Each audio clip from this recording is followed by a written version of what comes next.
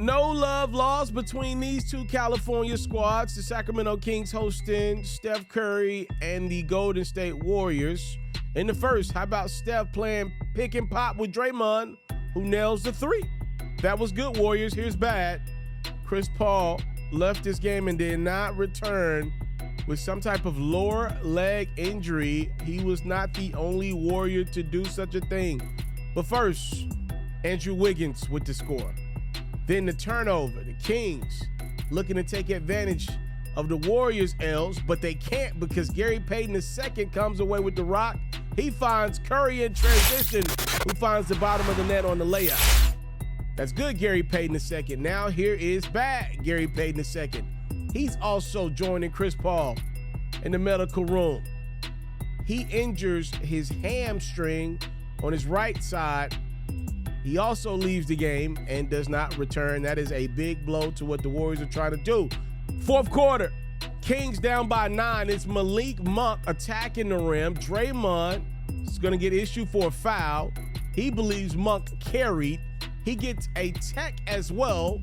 And then here's more Draymond being Draymond, playing some aggressive defense. Stares down the ref. Warriors head coach Steve Kerr is going to get ahead of this thing and pull Draymond out of the game for a couple minutes before he gets his second tee of the game. And then Sacramento takes advantage while Draymond's out. How about Fox? That deuce counts plus a foul. De'Aaron had 29 points. The Kings get their first lead since the score was 8-7. Moses Moody, one of the guys to step up with those Warrior guard injuries. He nails the three. And then you know who gets a look.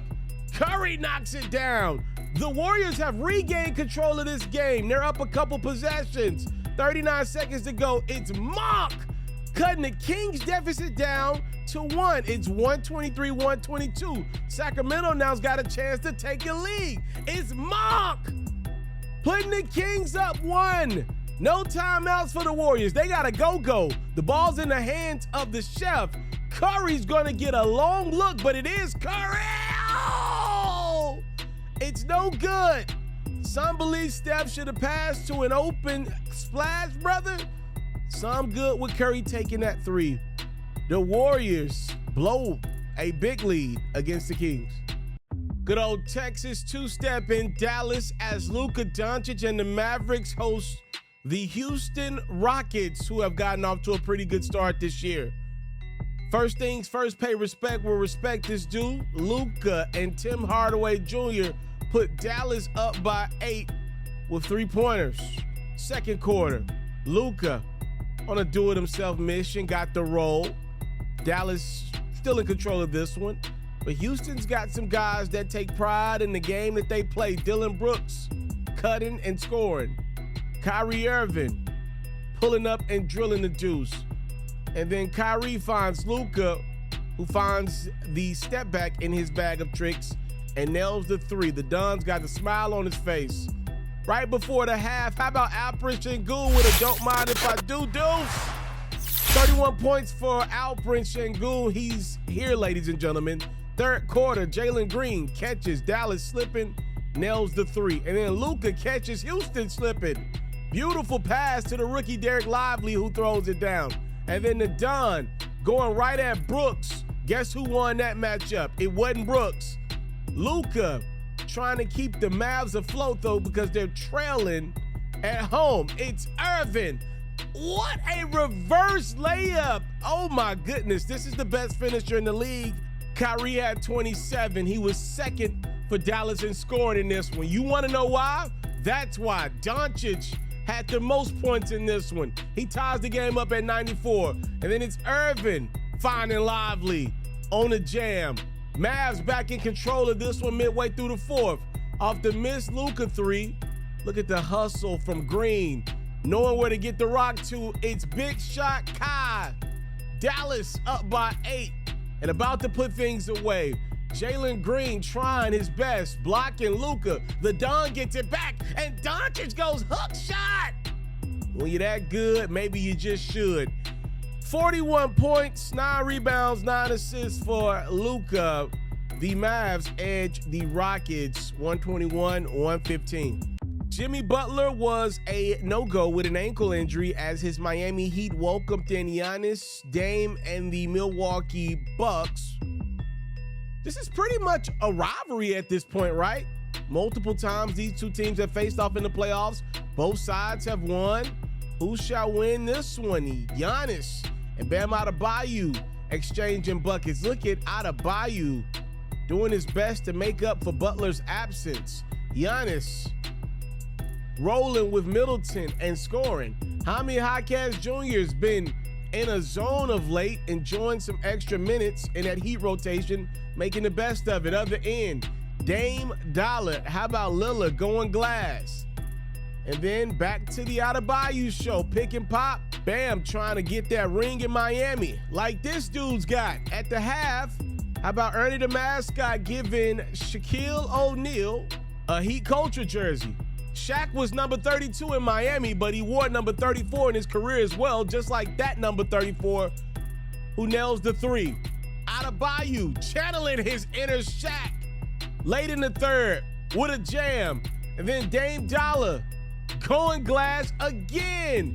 It's Lillard with the and one. Milwaukee down by 2. Brook Lopez blocks Jaquez. How about Josh Richardson cleaning up when his teammate messed up?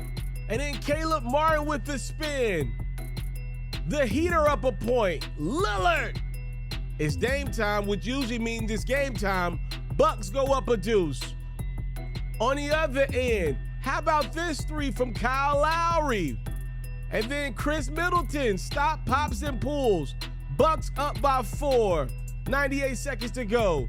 It's Middleton now making plays for Lopez inside. Milwaukee's up 5 and about to put this thing away. How about Lopez with a beautiful dime? Catches Richardson in that cookie jar slipping. Giannis throws it down. Milwaukee gets the win on the road against a very tough, short-handed Miami squad. 131-124.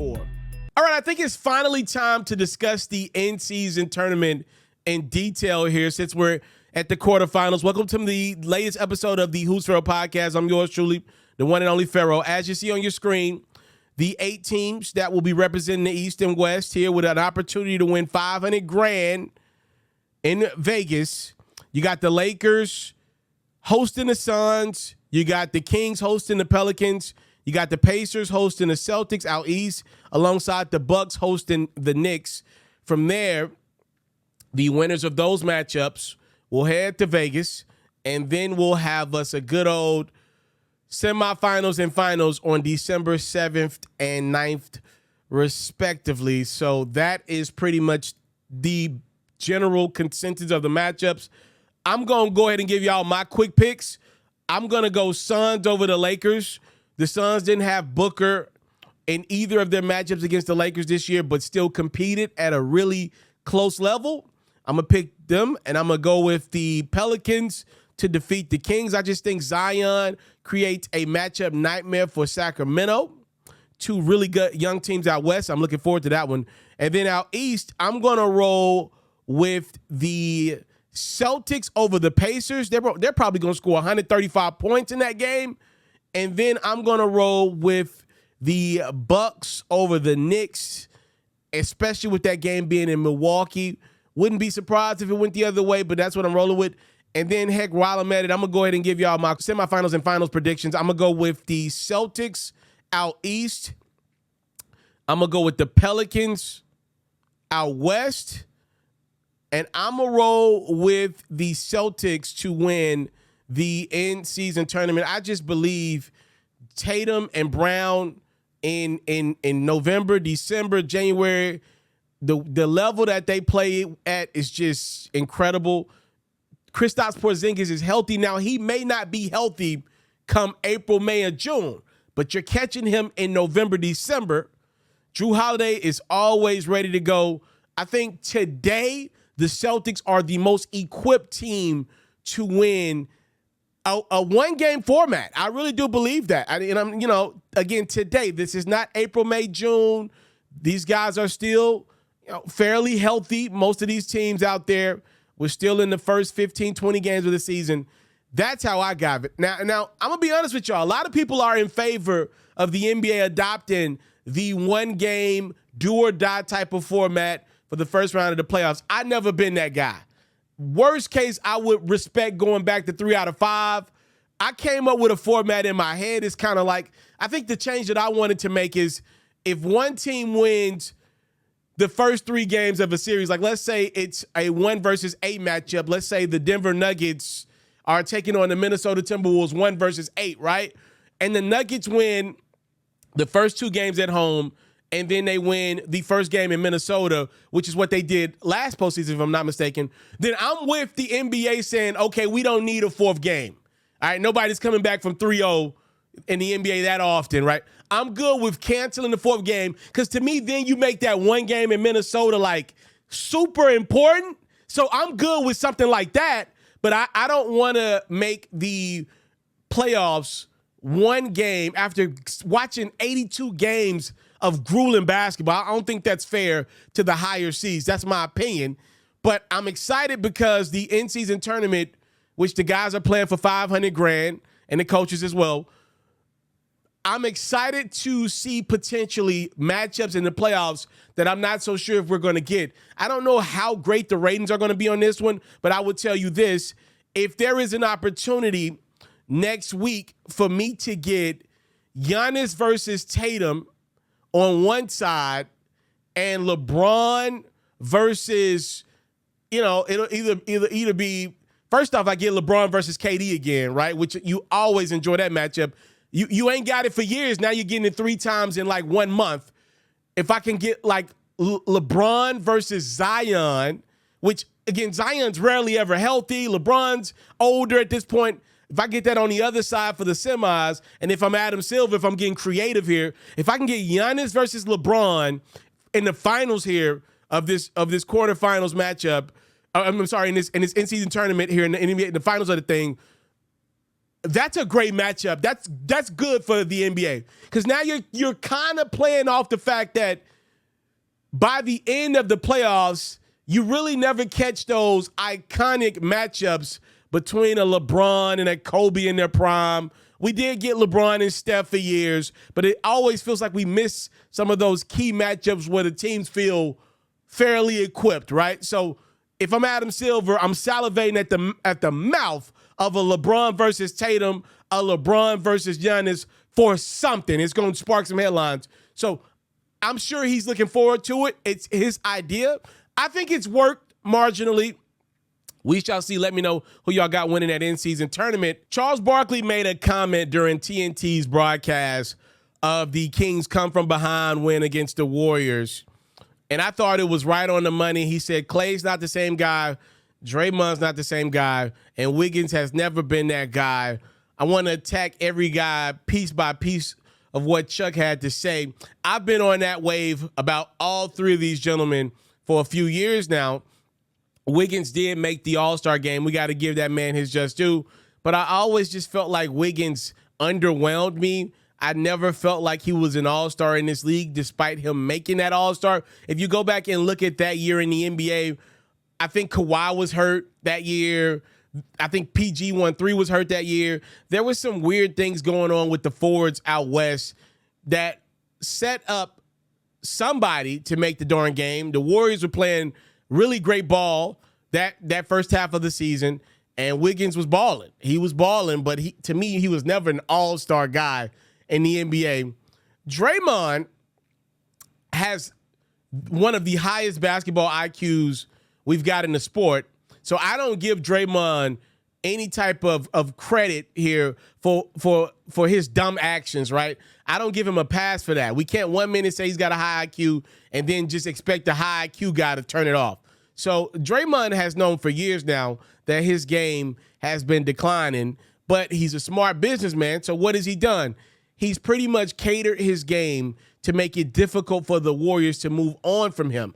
Because he's doing the dirty work night in, night out. He's making Steph look great. He's trying his best to make Klay look great. He's put himself in a position where if the Warriors move on from him, are you really going to find that around the league at $25-30 million a year? So give Draymond credit for being a businessman, but he's hurting the team with the technical fouls. It's too much for what he's given the team offensively and defensively at this point in his career, even for a guy like Draymond. And the Klay Thompson one is probably the most disappointing of the three, because Klay Thompson is an all-time great shooting guard. He's going in the Hall of Fame first ballot. I don't believe there's any question marks about that. This dude was one of the hottest shooters in his heyday. Some would argue that Klay is more deadly than Steph, who we look at as the greatest shooter of all time. When they both got it going, you really don't want Klay Thompson to get it going. Not to mention, at his best, he was a really good defender in this league. But, I mean, that ACL and Achilles just did Klay in, and it'll do most guys in. He's not the same guy. He's nowhere close to the same guy he was. If you ever listen to a Klay Thompson interview, post-game presser format, he's in denial. He's been in denial for years. And the reality is this man has one of the most interesting contracts coming up in quite some time. I don't know how in the heck Klay Thompson expects the Warriors in good faith to negotiate this man not only a max deal. I don't know how you give this guy 80% on the dollar. I don't. I'm serious, man. Klay Thompson's a guy that I'm looking at paying 15, 20 million a year versus this dude wanting 40, 50, 60 million a year. I know it's got to hurt the ego, because he's looking at a guy like Steph Curry still look like the Steph Curry of 10 years ago. But Klay's got to have some self-awareness here. How does he want his career to end? Does he want to find some more money elsewhere in the NBA? Because he can do that. Or does he want to stay with the team that brought him into the league at a much lesser clip? I think this is the legit reason why Bob Myers stepped down from that Warriors regime last offseason. He didn't want to be the guy to look Klay in the face and tell him, yo, you ain't getting a max deal, bro. You're just not. So that's, I think, what's going on with the three guys that what Chuck mentioned. And I want to bring this up about Klay and Draymond specifically, right? This needs to be said. Nothing is wrong with the way Klay Thompson and Draymond Green are aging. They just are next to an all-time great. I don't think people understand how legendary LeBron, Durant, and Steph still are, especially offensively. They make everything around them feel small. Anthony Davis is not having a bad year. Next to LeBron, we're like, yo, but look at what Bron's giving us at 40. Durant's still playing at a really good clip. Chris Paul got traded because we're like, yo, Durant's still averaging like 30 a game at this age in his career. When you look at what Curry is still doing in Golden State, Klay and Draymond are just aging like most 34, 35-year-olds age. But next to Curry and the level that he's playing at, it makes them feel much worse than what they really are. They're just aging like people in the NBA at that age too.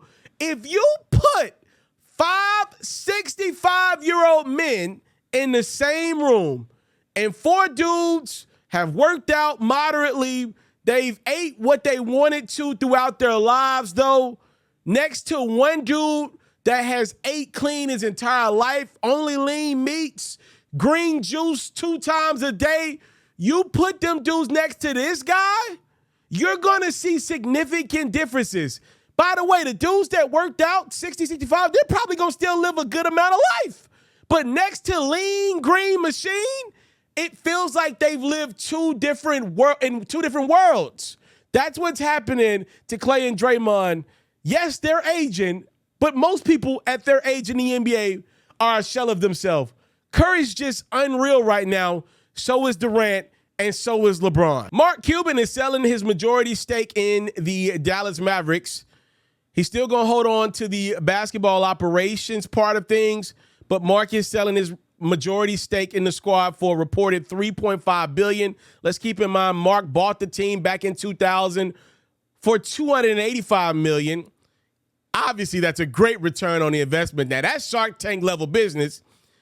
He's selling the squad to the widow of Sheldon Adelson, Miriam Adelson, who she is very rich, the 5th richest woman in the world. Her net worth is around $32.3 billion. Apparently, Mrs. Miriam's plan is to build a new arena for the Mavs. And if the gambling bill does pass in Texas, apparently she's got plans on building a new casino to go along with the arena. That's going to be crazy. And please, can we hurry up on getting these gambling bills passed? I'm sorry, I just want to put that out there. Come on, man. What are we doing here? Let's make this thing legal. If people want to throw away their money, let them throw away their money in peace, please. I mean, sheesh Louise. Anywho, I wanted to take some time out to give Mark Cuban a little credit here. I just remember being a kid watching the NBA, and I'm watching the Dallas Mavericks, them Jason Kidd and Dirk Nowitzki-led teams, right? And I'm looking on the sidelines, and I'm seeing this dude with all this energy in the world literally jump out of his seat every single possession. And for me as a kid, it was the first time I saw an owner on the sidelines. I was so used to seeing the owners in the box or not seeing them at all. I'm a young black man, so if I'm being honest with you guys, all I ever heard of stories, was, older white men owning teams. So for me, seeing Mark present was a breath of fresh air. He felt engaged, a part of the team, and I think his teams played off of that energy. I think it held people accountable and made them work harder. I mean, you look at a guy like Michael Finley, right? He not only played hard, it was offered a position within that Mavericks organization, and once his career was done, like that's how it's supposed to be done. And I always look at Mark Cuban as a guy that kind of was the catalyst for even an owner that's older than him and richer than him and Steve Ballmer, and the energy that he brings to that Clipper sideline. And then if I take it a step further, I know Michael Rubin's no longer an owner in Philly, but if you look at just how he kind of conducted himself, I believe his legacy is kind of taking off of Mark's legacy and, going to the next level. This dude's got the hottest all-white party of the summer right now. So I just wanted to shout out Mark Cuban. And I wanted to highlight this moment with him selling his majority stake. It may not mean much today, but there is a world where this could have some implications on, the Luka era in Dallas, right? Like, again, he's running basketball operations as Mark, even though he sold his majority stake. I mean, oftentimes we do see these owners, slowly start to make their way out of the door over years, right? When they find somebody that they believe is an adequate enough replacement. Let's see if this has an effect on Luka Doncic. And by the way, I want to give Mark credit for one of his last moves as the majority owner of the Mavs. He brought in Kyrie Irving. I didn't think it was a great move. I thought I was right last year how it ended for Dallas. Give them credit. They've been a lot more competitive this year. They got an offseason together. And hey, if he's able to bring in an all-time talent in Kyrie and put him next to Luka and fill in that backcourt for years to come, give the man credit for another great business move. Look, who the heck am I to tell this man about anything in business? The man just flipped $260 million into $3.5 billion, all right? I'm having a hard time flipping $260 into $350. So who the heck am I to tell that man about anything in regards to business? Another win. The rich get richer as Mark Cuban sells his majority stake in the Dallas Mavericks. Police in Newport Beach, California are attempting to determine whether OKC Thunder guard Josh Giddey committed a crime in their jurisdiction regarding allegations that he had an improper relationship with an underage girl. The sergeant, Steve Oberon, said Wednesday morning the allegations surfaced on social media earlier in the week. In a since-deleted post, an anonymous social media user said a girl was seen with Giddey in videos and photographs, and the alleged is she was a high school junior at the time of those pictures. That social media account has since been deactivated. Also, TMZ is claiming that the young lady that they're trying to find to help this investigation go forward, that's apparently underage or was underage maybe in 2019 when this alleged romantic affair took place maybe. Apparently her parents are not being cooperative in the investigation. I mean, you can do as you may with that information. But again, it's going to be tough to prove this case or not prove this case if the young lady and her parents are not willing to communicate with the police. So Josh Giddey's 21 years of age. If the young lady was 15 or 16 years of age. Obviously, there is some wrongdoing there. I mean, the Oklahoma City Thunder have continued to play Josh through all of this. Their coach has referred to the allegations as a personal matter and declined to further comment. So has Giddey. He's been playing. He's averaging 12, 5, and 4.5 assists a game for a Thunder team that's off to a really good start this year. And I'm only bringing that up to say, you know, if Josh Giddey is going to get suspended here down the line for this, which I don't know, I'm just putting this out in the atmosphere, this is a relevant piece to the puzzle. This is not a guy that doesn't play. All right, this is a valuable piece to what the Thunder are doing, which means there is some reason for them keeping this dude on the court, even with these allegations, you know, amongst. Like there's justification on their end to do it. But again, we'll see how everything aligns. Josh Giddey may be at risk of losing a $40 million sponsorship deal that he had previously negotiated, depending on how things go. I think the deal is on pause as of right now, if I'm not mistaken. These allegations are nasty. I'm going to be honest with y'all. I woke up one morning of Thanksgiving week, and I went to my Twitter account, probably before I brushed my teeth, if I'm being honest with you guys, which is not right. I need to do better in my life. Josh Giddey was trending on Twitter alongside Karl Malone. Let me tell y'all something. Unless Josh Giddey had scored 38,000 points in the previous basketball game, which to the best of my knowledge, that has never been done, I don't believe you want to be trending next to Karl Malone. I'll just leave that there. There's no world where you want to be trending next to Karl Malone unless you drop 38,000 points in one game, which, again, this dude would be a couple points better than Wilt Chamberlain's best game. Just a couple. I do not think Josh Giddey, though, the way he's handled it has been wrong. Just shut up and play basketball. I think it's for everybody else to make a big deal out of this, and I think the media should do a good job of covering it. I do believe it's, you know, something that is damaging to the league. That's disgusting, man. These allegations are nasty, and again, was the young lady underage or not? I don't know. I think the fact that we're even having this conversation may be a problem in it. You know what I mean? Like, the reality is, if the young lady is hovering around that age to where we got to play those games, I think as a professional athlete, you got to have you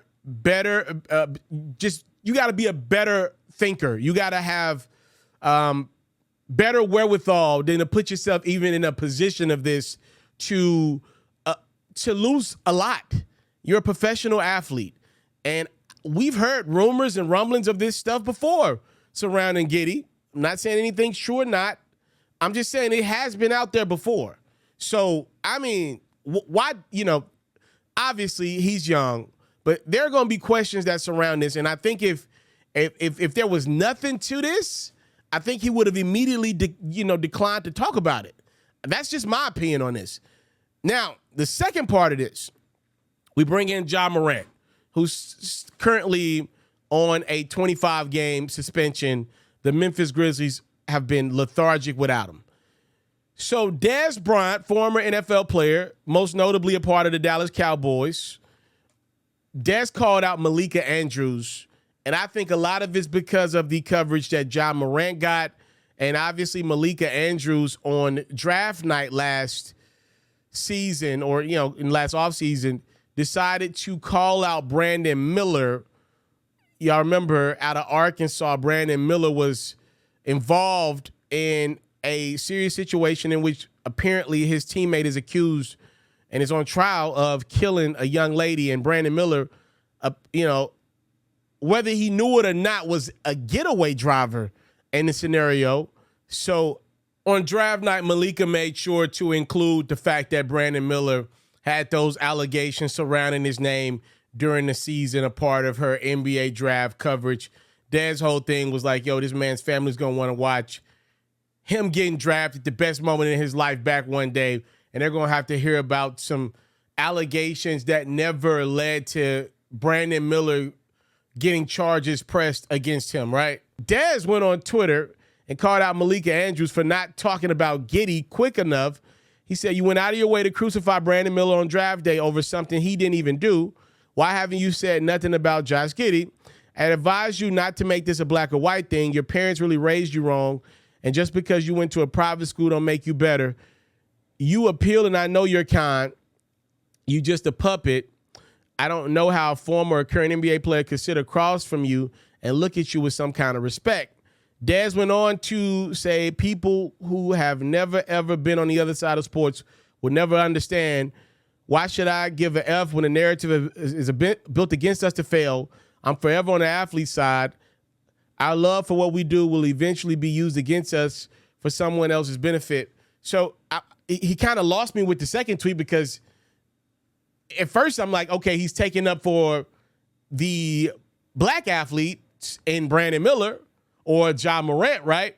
Then he goes up and it appears to say he's on the side of the athlete. So in the second tweet, it feels like he's standing up for Josh Giddey. I know what Dez is trying to say. He's saying, yo, Malika Andrews, when it was Ja Morant, when it was Brandon Miller, you quickly talked about it on ESPN. Let me clear up the Malika Andrews part of this, right? Because I used to work at ESPN. We got to stop doing that. I'm not saying Malika doesn't have some power at ESPN, but she ain't calling the shots there. Y'all got to stop doing that. Y'all got to stop doing that. On draft night, she was doing her job. I want to make myself clear. It is Malika Andrews' job to tell the story of why Brandon Miller was not in contention to go number one. There's a legit conversation why Brandon Miller wasn't in the real contention to be the number one overall pick, even though you can argue that we saw more of Brandon Miller at Arkansas than we saw from Wembanyama in France. There was no real contention of Miller ever being number one. The Hornets had the second pick.